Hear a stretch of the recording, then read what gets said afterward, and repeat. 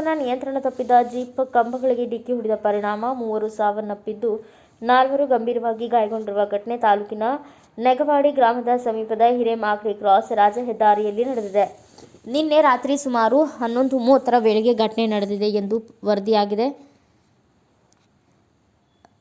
ಕಣಸೋಗಿಯಿಂದ SN Koppa ಕಡೆಗೆ ಹೋಗುತ್ತಿದ್ದ ಜೀಪ್ನಲ್ಲಿ Kabbur, SN Koppa, ಕಣಸೋಗಿ ಗ್ರಾಮದ 8 ಜನ ಪ್ರಯಾಣಿಸುತ್ತಿದ್ದರು. ಹೆದ್ದಾರಿ ಅಂಚಿನಲ್ಲಿದ್ದ ಸಿಮೆಂಟ್ ಕಂಬಗಳಿಗೆ ಜೀಪ್ ಡಿಕ್ಕಿ ಹೊಡೆದಿದ್ದು ಉರುಳಿ ಬಿದ್ದಿದೆ. ಚಿಕ್ಕ ಕಬ್ಬೂರು ಗ್ರಾಮದ ಹನುಮಂತಪ್ಪ ಸ್ಥಳದಲ್ಲಿಯೇ ಮೃತಪಟ್ಟಿದ್ದಾರೆ. ತಲ್ಲೂರು ವಡ್ಡಿಗೆರೆ ಗ್ರಾಮದ ಲಕ್ಷ್ಮವ್ವ ಮತ್ತು ಕೊಣಸೋಗಿ ಗ್ರಾಮದ ರೇಣುಕಮ್ಮ ಶಿಕಾರಿಪುರದ ಆಸ್ಪತ್ರೆಯಲ್ಲಿ ಮೃತಪಟ್ಟು ಆನವಟ್ಟಿ ಠಾಣೆಯಲ್ಲಿ ಪ್ರಕರಣ ದಾಖಲಾಗಿದೆ.